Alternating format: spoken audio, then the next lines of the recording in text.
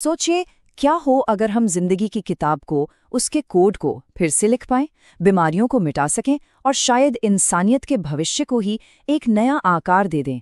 सुनने में ये किसी साइंस फिक्शन फिल्म जैसा लगता है ना? पर आज हम एक ऐसी ही क्रांतिकारी टेक्नोलॉजी की बात करने वाले हैं जिसका नाम है क्रिस्पर, और ये हमें ठीक यही करने की ताकत देती है। तो आज के हमारे सफर में हम क्या क्या जानने वाले हैं। सबसे पहले हम समझेंगे कि ये जीवन के कोड को एडिट करने का मतलब क्या है, इसका बड़ा वादा क्या है। फिर हम थोड़ा साइंस में उतरेंगे कि आखिर ये क्रिस्पर आया कहाँ से। इसके बाद देखेंगे कि ये टेक्नोलॉजी कैसे और बेहतर हुई है, मतलब कैंची से वर्ड प्रोसेसर तक का इसका सफ़र। और फिर हम बात करेंगे कि असल दुनिया में ये हमारी जिंदगी को कैसे बदल रहा है। और हाँ, सबसे ज़रूरी सवाल, इसके साथ कौन सी नैतिक जिम्मेदारियां जुड़ी हैं। तो चलिए शुरू करते हैं। पहला हिस्सा, जीवन के कोड का संपादन। ये सवाल अब सिर्फ किताबों या फिल्मों तक ही सीमित नहीं है, ये आज की सच्चाई बन चुका है। और इसके जो नतीजे हैं वो हमारी जिंदगी के हर पहलू को बदलने की ताकत रखते हैं, दवाइयों से लेकर खेती तक, सब कुछ। सोच कर देखिए, हम बात कर रहे हैं परिवारों से आनुवांशिक बीमारियों को हमेशा के लिए मिटाने की, ऐसी फसलें बनाने की जो बदलते मौसम की मार झेल सकें, और कैंसर जैसी खतरनाक बीमारियों से लड़ने के लिए बिल्कुल नए तरीके खोजने की। ये कोई आने वाले कल की बात नहीं है, ये सब आज हो रहा है। तो सवाल ये उठता है कि ये जबरदस्त टेक्नोलॉजी आखिर आई कहाँ से, और इसका जवाब जानकर शायद थोड़ी हैरानी हो। ये किसी बहुत बड़ी हाई-टेक लैब में नहीं बनी, बल्कि ये हमें मिली प्रकृति से, एक बहुत ही मामूली से बैक्टीरिया के अंदर।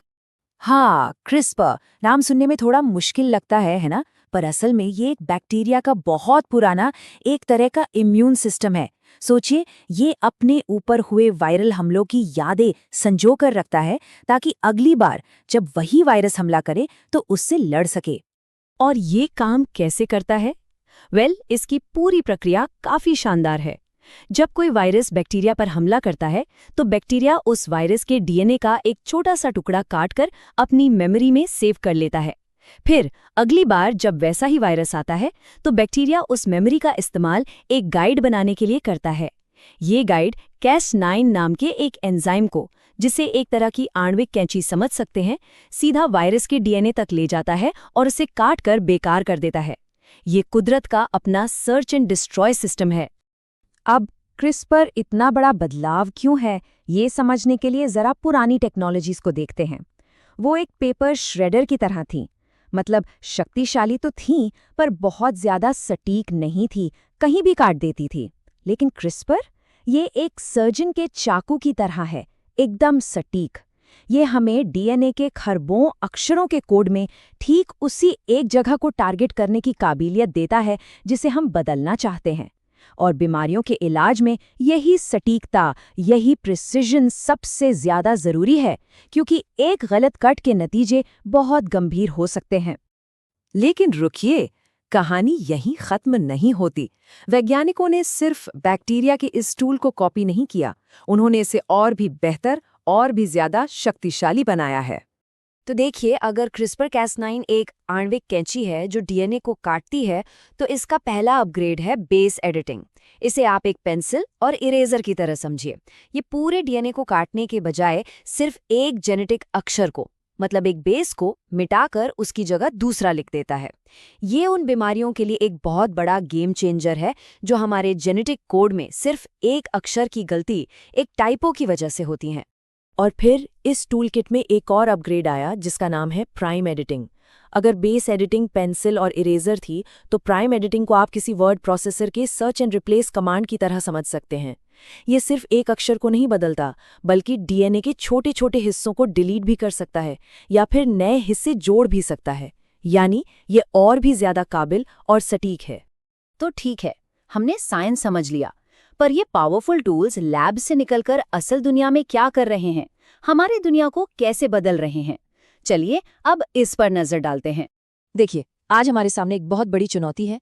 दुनिया में जितनी भी नई संक्रामक बीमारियां फैल रही हैं, उनमें से 75% यानी हर 4 में से 3 जानवरों से इंसानों में आती हैं।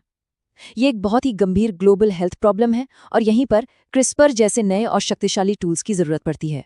और मेडिकल फील्ड में तो क्रिस्पर सच में चमत्कार कर रहा है। सिकल सेल एनीमिया और बीटा थैलेसीमिया जैसे जेनेटिक ब्लड डिसऑर्डर्स का इलाज अब सिर्फ एक सपना नहीं है, क्लिनिकल ट्रायल्स में इसके कमाल के नतीजे आ रहे हैं। यही नहीं, ये कैंसर से लड़ने के लिए हमारे अपने इम्यून सेल्स को मॉडिफाई करके उन्हें ज़्यादा ताकतवर बना रहा है। और रिसर्च में तो ये भी देखा गया है कि चूहों में से HIV वायरस को भी इससे ख़त्म किया जा सका है। डायग्नोस्टिक्स में भी जीका और डेंगू जैसे वायरस का पता लगाने के लिए इसका इस्तेमाल हो रहा है। और जैसा मैंने कहा, इसका असर सिर्फ दवाइयों तक ही सीमित नहीं है। कृषि को देखिए, भारत में ICAR यानी भारतीय कृषि अनुसंधान परिषद क्रिस्पर टेक्नोलॉजी का इस्तेमाल करके चावल की ऐसी किस्में बना रहा है जो सूखा झेल सकें, खारे पानी में भी उग सकें और ज्यादा पैदावार दें। ये हमारी खाद्य सुरक्षा के लिए एक बहुत बड़ा कदम है। तो इसका दायरा बहुत बड़ा है। हम पौधों को इस तरह बदल रहे हैं कि वो सूरज की रोशनी का इस्तेमाल 25% ज्यादा बेहतर तरीके से कर सकें। हम माइक्रोब्स को मॉडिफाई कर रहे हैं ताकि वो बायोफ्यूल जैसे इथेनॉल और बायोगैस ज्यादा कुशलता से बना सकें।